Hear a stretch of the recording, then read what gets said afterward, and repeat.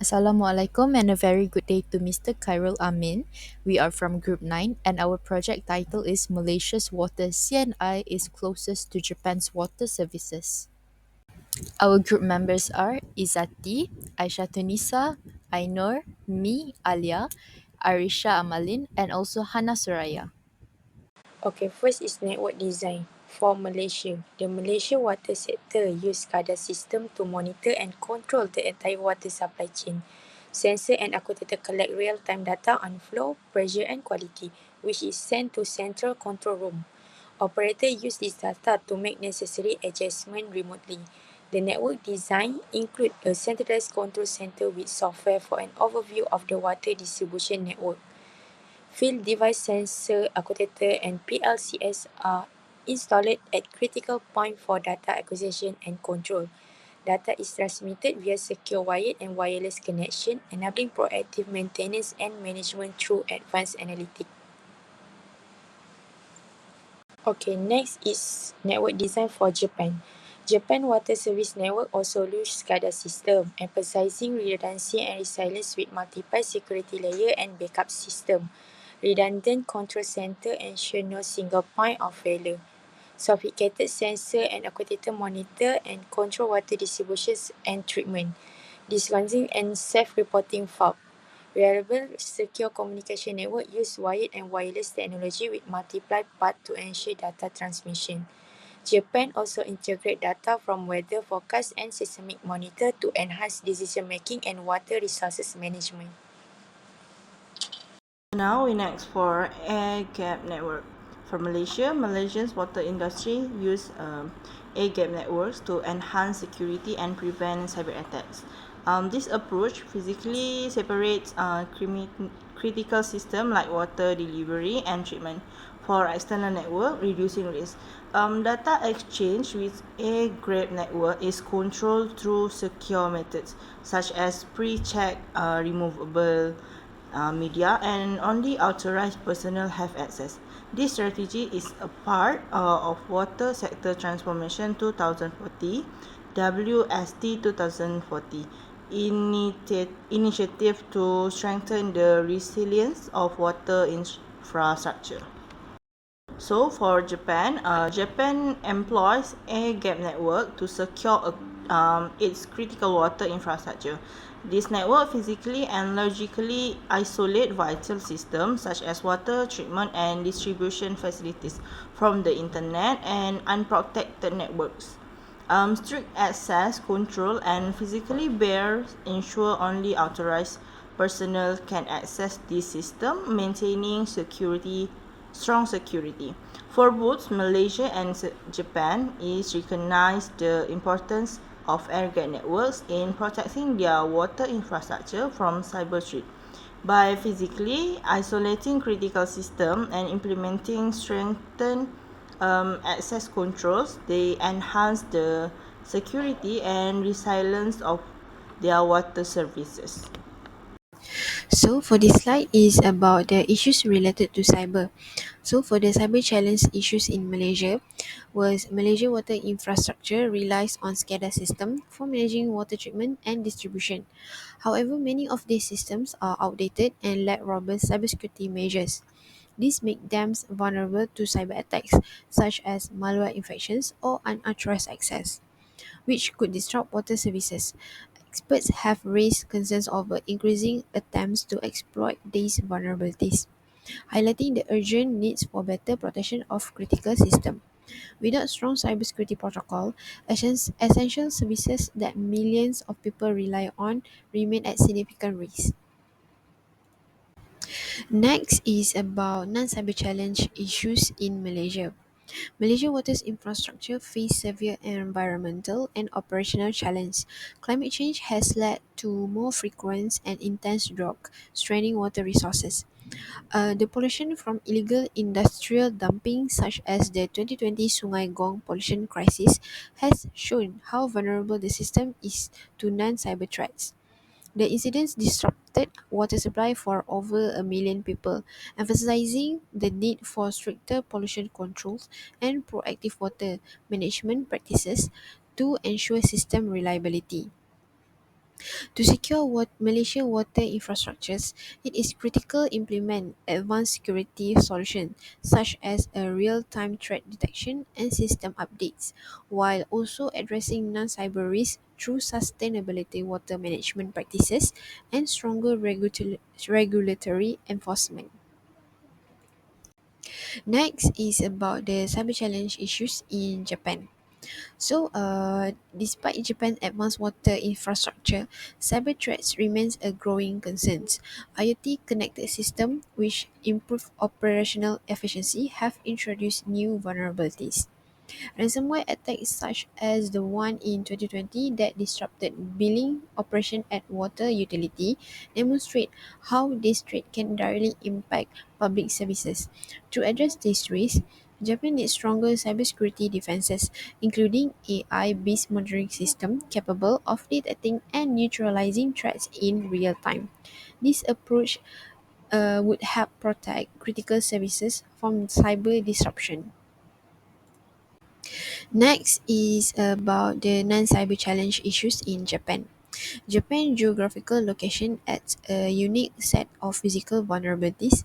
Being an earthquake-prone country, its water pipeline and treatment facilities face constant risk of damage.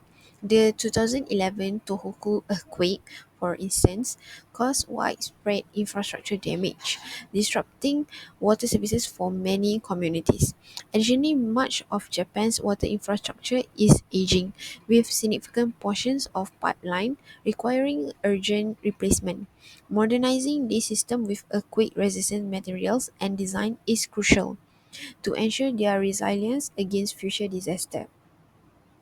To protect the water infrastructure, Japan must address both cyber and physical challenges by investing in advanced cybersecurity technologies and modernizing its infrastructure.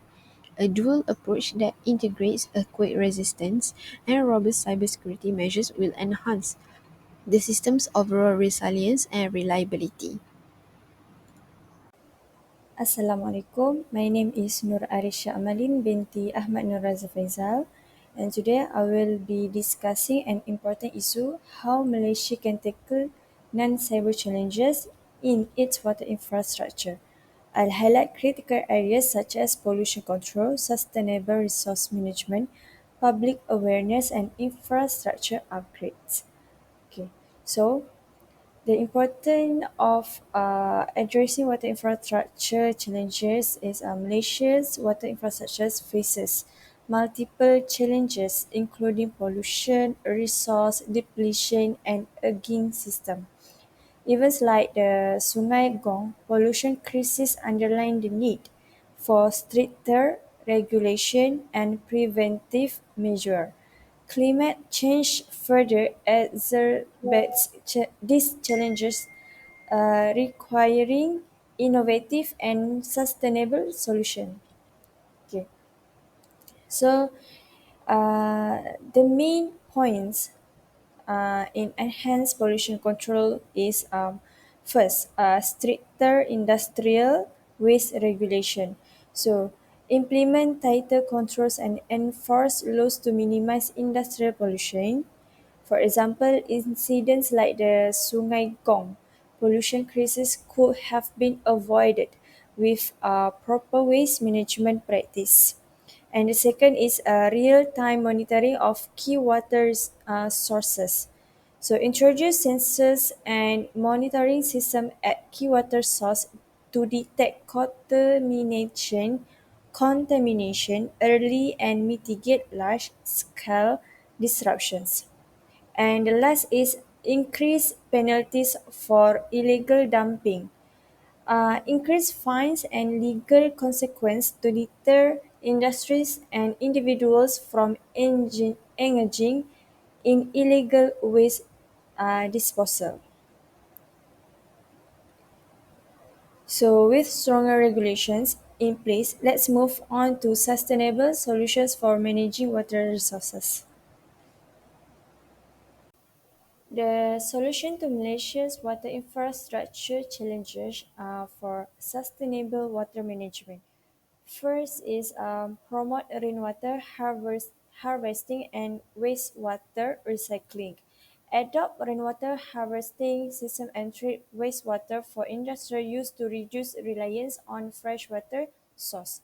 The second is expand reservoir capacity and adopt water-saving technologies like expand and improve reservoir storage to ensure water availability during dry spells.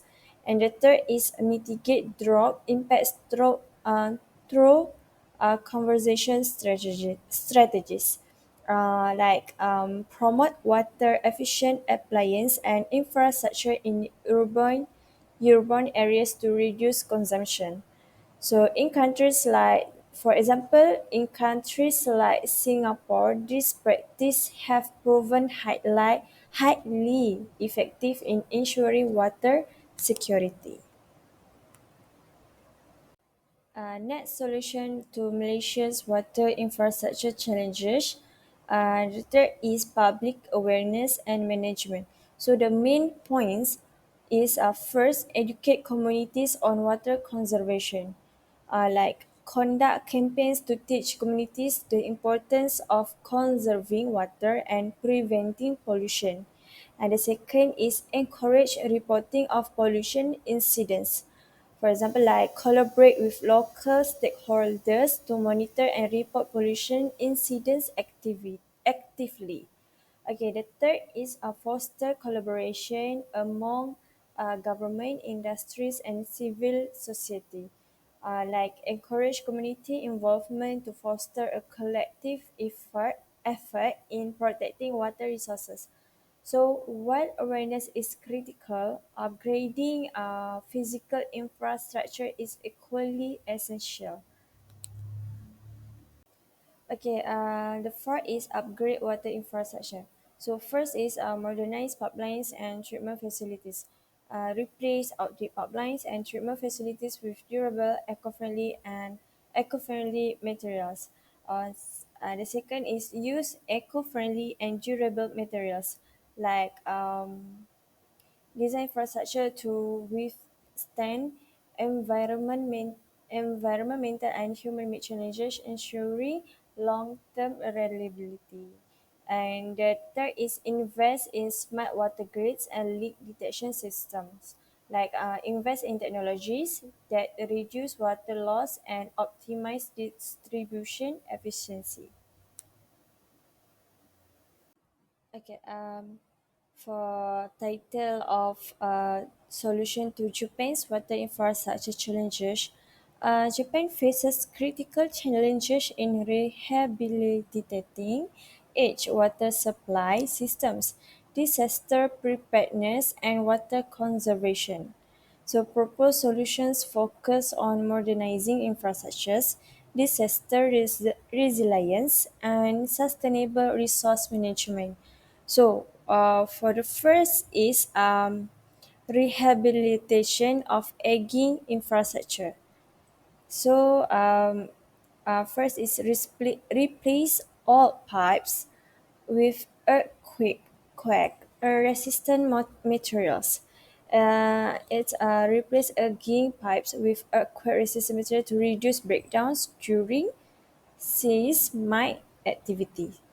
So the second is use advanced engineering technologies like flexible joints, shock absorbers. So advanced engineering solution is use flexible joints and shock absorbing system to reinforce water networks. So the third is ensure consistent funding and political support for priority projects. Ensure continuous investment and political uh, support for high priority projects. Okay, for solution to Japan's water infrastructure challenges, number two is disaster preparedness. So it's for enhancing resilience to natural disaster. So first is regular inspections and retrofitting of water facilities. So it's conduct frequent maintenance and retrofitting of water treatment facilities. Second is establish emergency water supply systems like portable purification units, storage tanks. It's deploy portable purification units and storage tanks to provide clean water during disaster. And the third is train communities on emergency response measure. So community training is educate local communities on emergency response measures to build grassroots resilience. Okay, next slide is water conservation. For the title is promoting sustainable water use. So first, promote water saving technologies in homes and business. Like water saving technologies is encourage homes and business to adopt water efficient practice. The second is recycle treat wastewater for agriculture and industry. Reuse treat wastewater for agriculture and industrial application. So the third is raise public awareness through education programs. It's educate the public on responsible water use and conservation.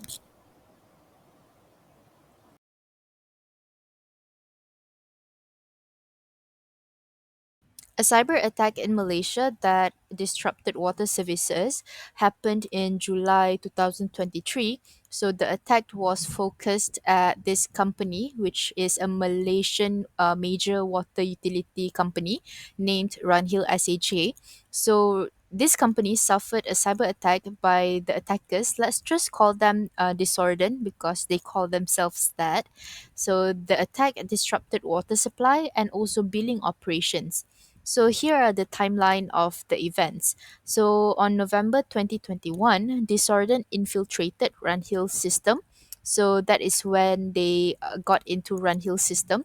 And then on July 18 to 19, 2023, Disorden stole billing databases, they deleted backups and also rendered the system until it became offline.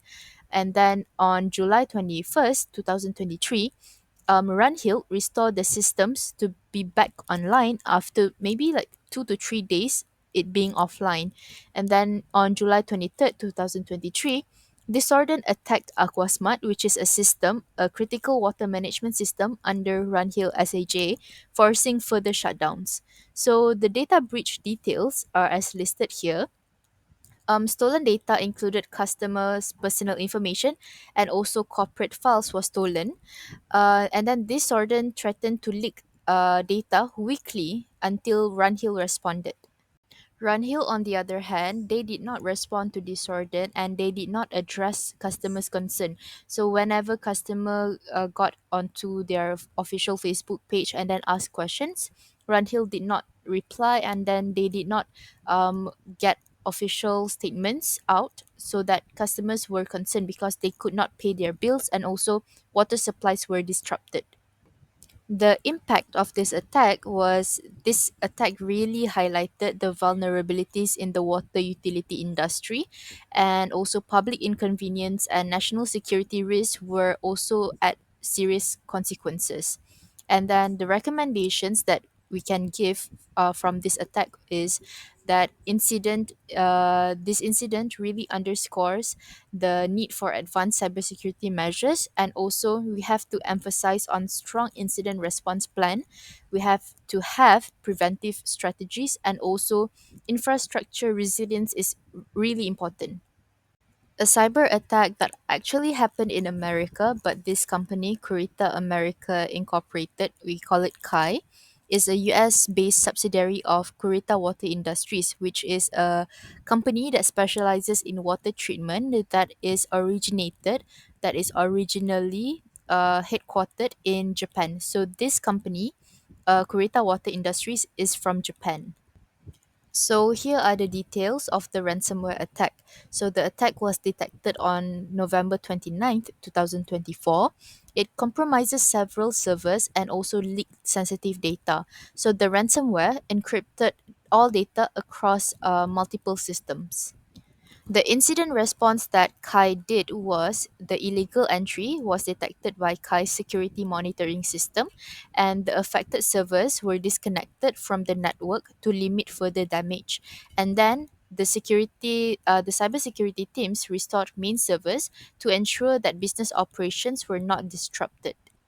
After the attack happened, Kurita Water Industries, that was headquartered in Japan, they themselves issued an apology, a public apology for the inconvenience caused. They were also transparent to the consumers that some data might have been exposed to third parties as a result of the ransomware that happened.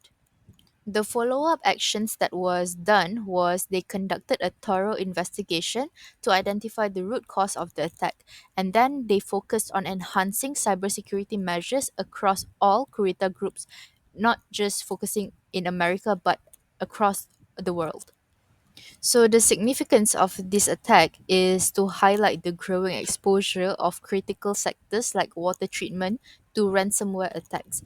And then it also emphasizes the global scope of cybersecurity risks to critical infrastructure like water services, regardless of the geographic location, regardless if it's in America or Japan, they are still prone to ransomware attacks.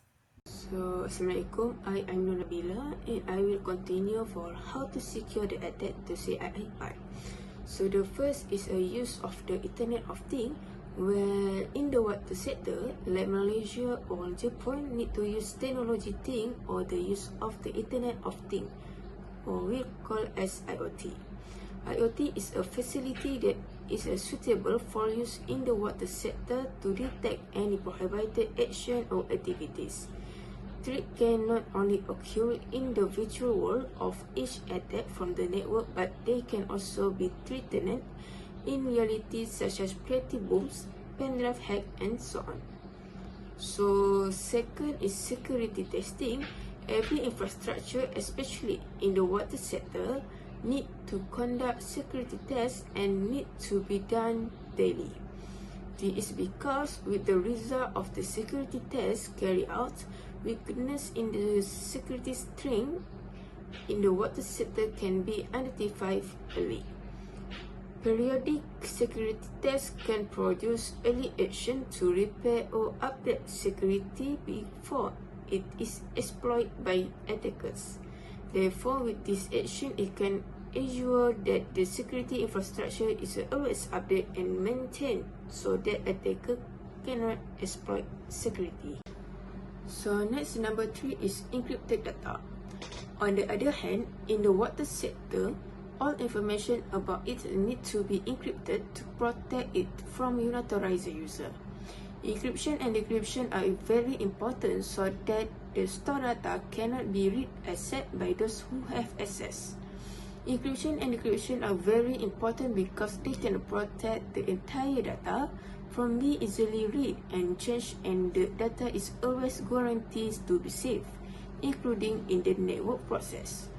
Encryption and decryption can be used in cryptography technique, including symmetry and asymmetric cryptography. So next is a periodic security training.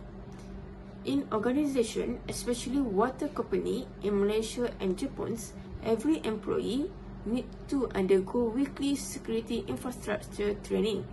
This is because the training they experience will lead to new knowledge and better skill in maintaining the security of the company infrastructure from cyber threat.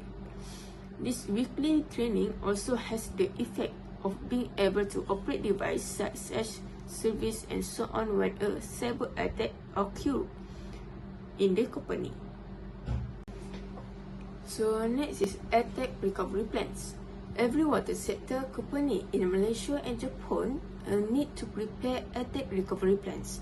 This plan is very important to repair system operations such as server be locked by attacker.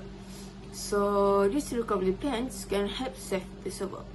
This plan is produced so that the recovery process in the saving data occur in a short time to protect the data from exposure or exploitation activity. In the recovery plan, it is necessary to have provision in threats, communication, network, and so on. And lastly is a monitor to detect intrusion and use anomaly detection system. Monitor must be done continuously by using intrusion detection system to detect any suspicious activity action against the data.